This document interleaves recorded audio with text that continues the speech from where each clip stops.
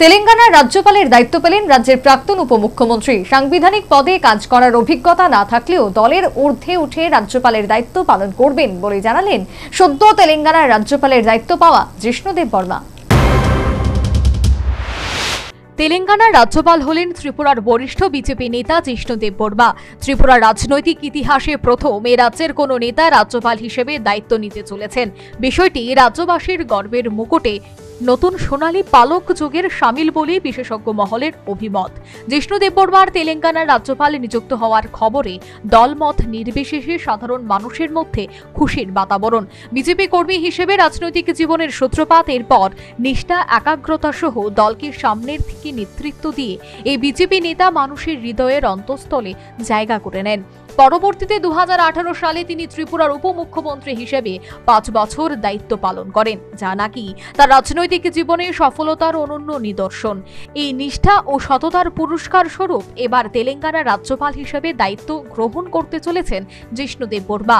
প্রথম তিনি প্রধানমন্ত্রী মোদীর কাছ থেকে তার রাজ্যপাল হওয়ার খবরটি পান।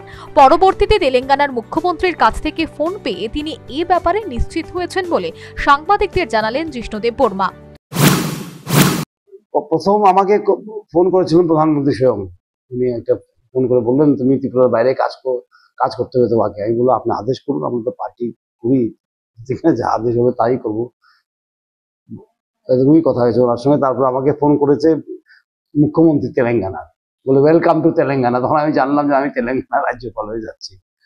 আমি জানতাম না কোথায় রাজ্যপাল হবো, কিন্তু মুখ্যমন্ত্রী ফোন করার পরে আমি বুঝলাম। দেখুন, ভালো, এতদিন পরে একজন ত্রিপুরার লোক, ঠিক না, রাজ্যপাল হচ্ছে, সেটা একটা রেকর্ড একটা হচ্ছে, ভালো। এবং কাজ সবখানেই করতে হয়, ঠিক না। কেমন লাগছে সেটা বড় কথা নয়, কাজ কিভাবে করা হবে সেখানে, সেটা নিয়ে চিন্তা করার দরকার। মুখ্যমন্ত্রী ছিলাম তখন কাজ করেছি একরকম, তখন তো একটা পলিটিক্যাল পদও ছিল সেটা, ঠিক না, পার্টি ওয়াইজ। এখন তো রাজ্যপাল যখন, সেটা কি।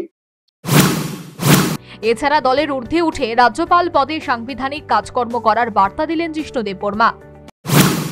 বিশেষ স্থান আছে ওনার মনে, তার জন্য আমরা ত্রিপুরাবাসী ওনাকে ধন্যবাদ জানানো উচিত এবং ওনার সঙ্গে সহযোগিতা করা দরকার।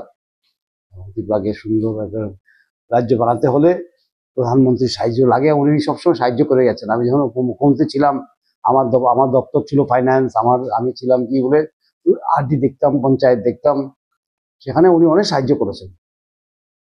বিশেষ করে প্রাইম মিনিস্টার আবাস যোজনা, তারপর জলের জন্য, বিশেষ করে পাহাড়ে যেমন জাতিদের যেমন উন্নতি হয়, ওরা যেমন কি বলে কারেন্ট পায়, সোলার সিস্টেম করে যেমন ওরা কারেন্ট পায়, সেটার জন্য অনেক উনি টাকা পয়সা দিয়েছেন। ওনার কাছে আমরা সদাই কৃতজ্ঞ থাকবো।